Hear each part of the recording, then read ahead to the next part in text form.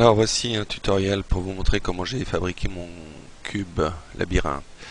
Donc j'ai commencé par dessiner sur un patron de cube dans un logiciel que j'utilise couramment qui s'appelle Active Inspire, un patron de cube. J'ai dessiné des lignes dessus.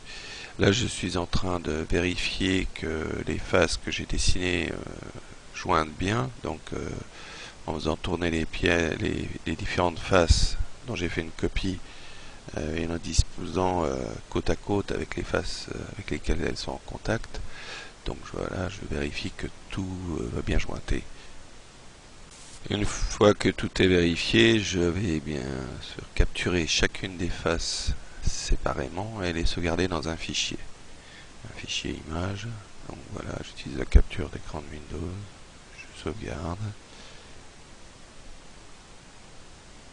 Ensuite, je charge le fichier dans un logiciel de retouche photo et je vais le passer en niveau de gris.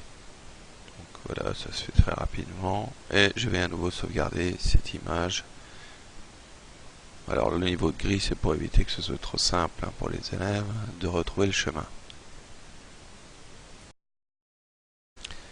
Maintenant, on va attaquer la partie technique dans Blender, un logiciel de modélisation 3D. Alors, pour commencer, je vais disposer une lampe qui va éclairer 3 des faces du cube et une deuxième lampe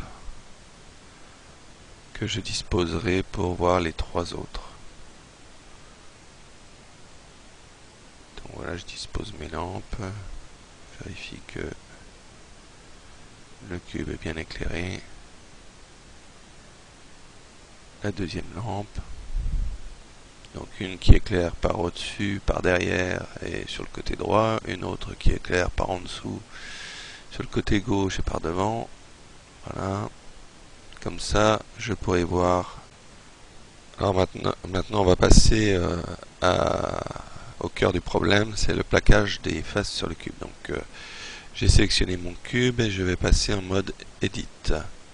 Donc au mode Edit, on voit que le cube est sélectionné comme ça. Ensuite dans ce menu, je vais aller chercher l'UV Editor. Alors l'UV Editor, c'est là où je vais avoir le patron de mes faces de cube et plaquer les images dessus. Pour cela, je vais utiliser la commande U au clavier. Donc le cube étant sélectionné, je tape U. Et on va choisir Smart UV Project. Et vous voyez que avec cette commande, le logiciel va m'extraire toutes les faces du cube en une seule fois. Alors maintenant qu'il nous a exporté le patron, on va une par une vérifier la position des faces. Donc on se met en mode facette et puis on va cliquer avec le bouton droit sur chacune des faces et on va identifier leur position. Donc par exemple celle-ci c'est la face du dessus. Donc on note sur un papier la position, ça c'est la face de gauche, là c'est la face du dessous, ici la face droite, ici la face de derrière, ici la face de devant. Voilà. Une fois qu'on a bien noté les positions des 6 faces, on va pouvoir exporter donc le patron avec la commande dans le menu UV, Export UV Layout. On donne un nom à son patron, on choisit le dossier dans lequel on peut le mettre, bien sûr. Là, je vais l'appeler patron.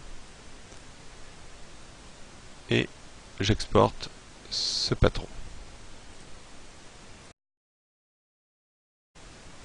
Alors, on va récupérer le patron dans un logiciel de dessin dans lequel on avait sauvegardé préalablement les 6 faces. Et donc, on va coller les 6 faces aux emplacements prévus. Donc voilà, je prends la première face, la face de devant, je la colle et je vais la positionner donc dans le carré en bas à gauche, puisque j'ai noté que c'était là qu'était ma face de devant. Voilà, je la place, je vais la redimensionner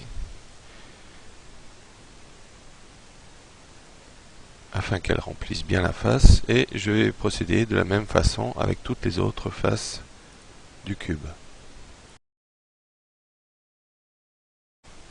Donc voilà, mes 6 faces ont été collées.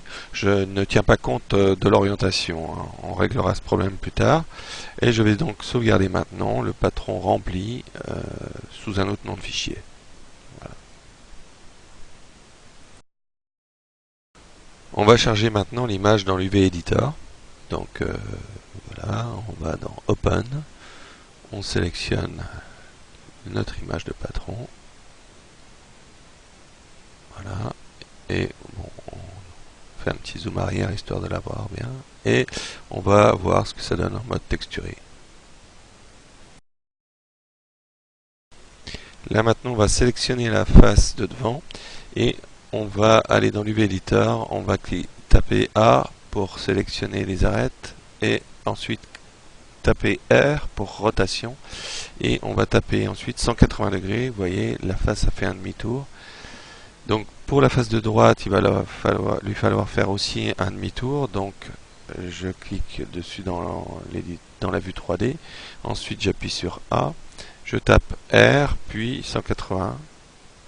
Voilà. On voit le 3 a changé de côté. Mes traits sont bien alignés. Donc voilà. Alors les angles de rotation, ça peut être 90 degrés, 180 degrés ou 270 degrés. Ou 0 degrés, mais là ça veut dire qu'il n'y a pas besoin de tourner. Puisqu'on fait des quarts de tour. Alors pour fixer la rotation, on va cliquer sur le bouton gauche une fois que c'est terminé. Et si on veut annuler la rotation, on clique sur le bouton droit dans l'UV Editor. Voilà.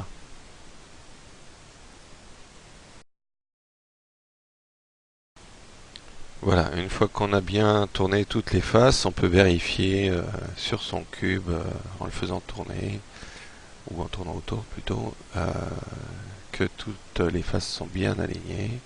Et on va pouvoir maintenant donc, sauvegarder le projet et exporter le modèle 3D.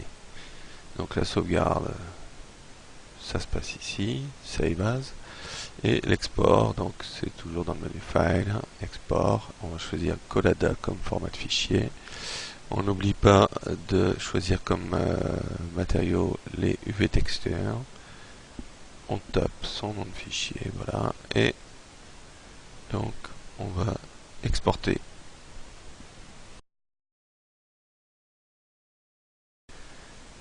Donc ensuite on va récupérer les deux fichiers, le patron avec les textures, le fichier export de Collada au format Collada. On va les zipper ensemble dans une archive. Voilà, donc on va créer une archive avec le nom qu'on veut bien lui donner. Et c'est cette archive qu'on va importer dans Miniverse, sur son compte Miniverse comme objet. Voilà. Alors la suite, ça va se passer dans le site Miniverse. Donc on va aller dans la section Mes objets de son compte. Et puis on va importer donc le fichier zip qu'on vient de créer. Il me reste un téléchargement possible. Alors il parle d'une version premium, mais pour l'instant j'ai pas vu où il était possible de passer premium. Donc on a 5 objets qu'on peut télécharger. Voilà. Donc le fichier a été reçu sur Miniverse. Dans son code c'est 0VR9DE. Je vous invite à aller le découvrir. Et puis à bientôt pour peut-être d'autres tutoriels.